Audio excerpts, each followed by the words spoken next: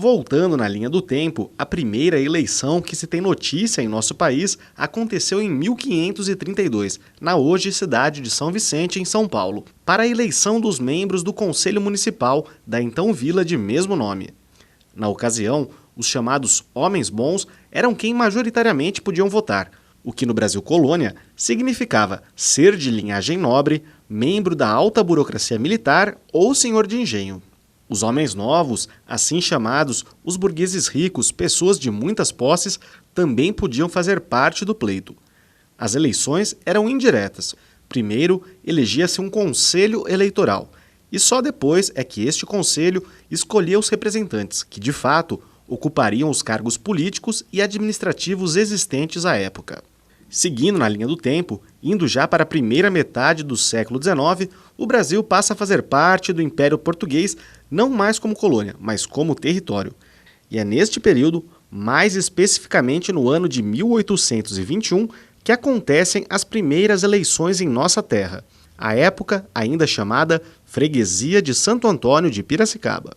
Na ocasião, sob ordens de Portugal, todas as províncias brasileiras deveriam escolher seus representantes para irem a Lisboa e votarem a nova Constituinte portuguesa. O sistema eleitoral da época era complexo, em 4 graus. Primeiro, os cidadãos das vilas elegiam os representantes para escolherem os eleitores paroquiais. Depois, estes eleitores paroquiais iam à sede da comarca, que finalmente iam à capital da província para lá elegerem os deputados que iriam a Portugal. Não existem registros dessa primeira votação que aconteceu aqui em Piracicaba. O que se sabe, no entanto, é que os representantes aqui eleitos seguiram o caminho rumo a Itu, que era a comarca a qual Piracicaba estava administrativamente ligado. E lá, em 17 de maio de 1821, eles escolheram os representantes para irem a São Paulo, a capital da província, e depois, finalmente, elegerem os deputados brasileiros que iriam para Portugal para a nova Constituinte. É somente no ano seguinte, em 10 de agosto de 1822, quando Piracicaba é elevada à categoria de vila, que acontecem as primeiras eleições para a escolha dos vereadores, dos juízes ordinários, juiz de órfão e do capitão-mor. Boa parte dessas atas encontra-se no Departamento de Documentação e Transparência da Câmara de Vereadores de Piracicaba. Na verdade, as atas, elas são registro da nossa história. Elas acabam registrando o cotidiano e, passando o tempo, isso vira história. E a história das eleições está registrada nas nossas atas. Desde a questão de antigamente, logo que Piracicaba virou uma vila e começou a votar, em 1822, quem não podia votar, quem podia vetar, isso está tudo registrado aqui. As atas do Departamento de Documentação e Transparência, elas retratam o que a realidade da época nos trazia. Então você tem a ata de instalação da Câmara e as posteriores, logo na sequência, 1922, trazendo esse pequeno número de eleitos, só eles atuando ali.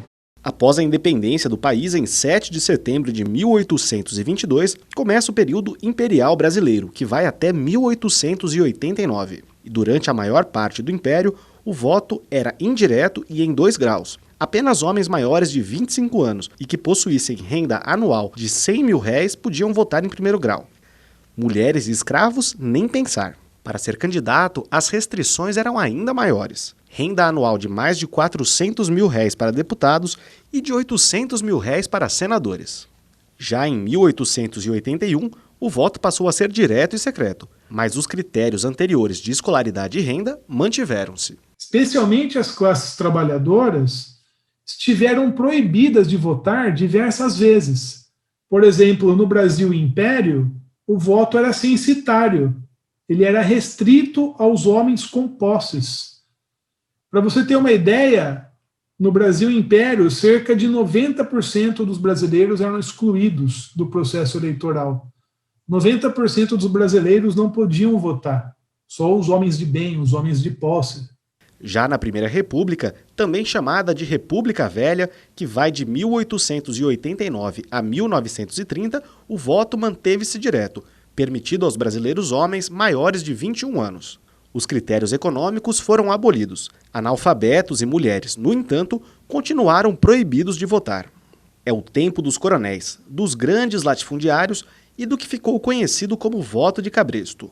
A partir de 1896, o voto secreto deixa de ser obrigatório, ou seja, o eleitor podia declarar o seu voto e solicitar um recibo atestando a sua escolha, o que alimentava ainda mais o poder dos coronéis. É somente com a tomada do poder central por Getúlio Vargas, em 1930, que o Brasil ganha novos ares modernizadores e passa por um período de profundas transformações institucionais. Em 1932, é criada a Justiça Eleitoral. É neste ano também que se elabora o primeiro Código Eleitoral brasileiro e, pela primeira vez em nosso país, o voto feminino é permitido. A efervescência eleitoral, no entanto, dura pouco. Em 1937, ano que inaugura o período conhecido como Estado Novo, todas as câmaras municipais do país foram fechadas por ordem do então presidente Getúlio Vargas. Ninguém sabia o que estava acontecendo.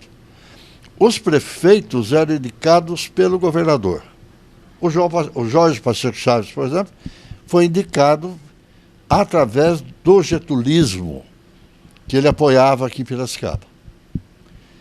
Então, eram apoios e indicações meramente políticas. Com a renúncia de Vargas e o fim do Estado Novo em 1945, começa um novo período democrático. As candidaturas avulsas, ou seja, sem o intermédio dos partidos, são proibidas, a idade mínima para votar passa para 18 anos e o voto, antes facultativo, passa a ser obrigatório. Esse período democrático, com eleições diretas, perdura até 1964, quando em 1º de abril tem início a ditadura civil-militar, suspende as atividades do Congresso Nacional e caça direitos políticos.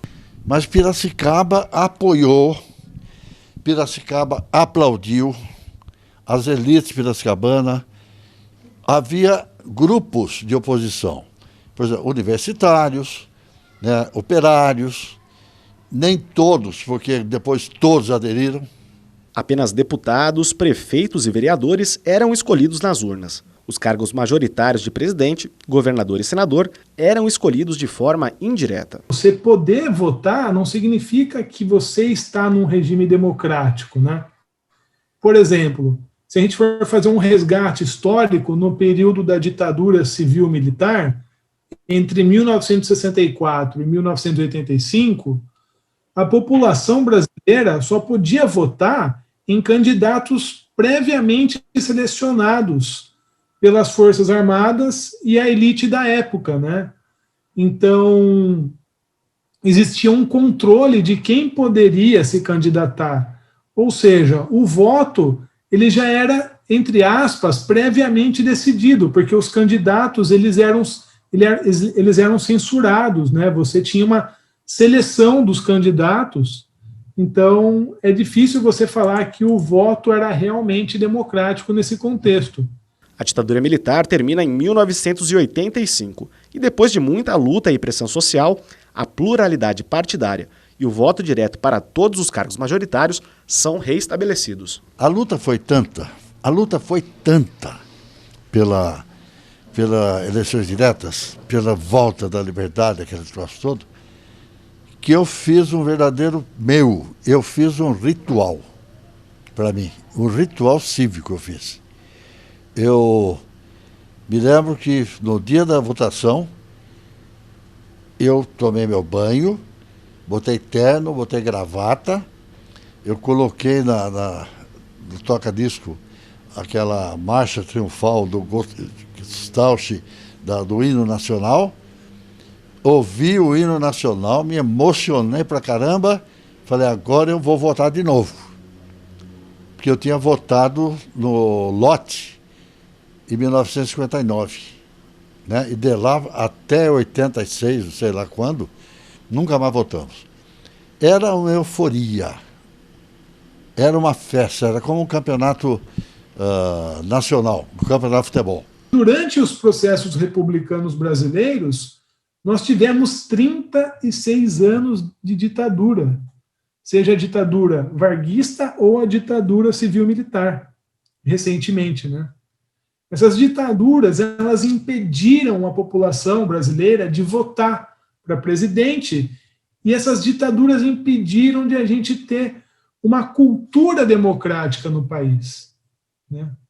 Essa cultura democrática ela é difícil de ser enraizada, porque os processos eles são de pequenos períodos de democracia que são rompidos com golpes de estados e ditaduras consequentes. Como diria o nosso professor já falecido, Florestan Fernandes, da Universidade de São Paulo, a democracia brasileira ela é restrita, ela está em processo de construção. O direito ao voto é um direito que foi conquistado, não foi dado de graça para essa população. E depois de revermos esse retrospecto todo, cabe agora uma reflexão sobre o papel e o futuro das eleições. A lição que talvez sejamos forçados a aprender é que do futuro muitas outras lutas virão, seja para manter o atual direito ao voto ou para ampliar o voto para outras instâncias da nossa democracia. Se nós fazemos transações bancárias por meio do celular, não seria interessante a população ser consultada por meio dos aparatos tecnológicos para saber que rumos a economia vai ter, por exemplo? É possível.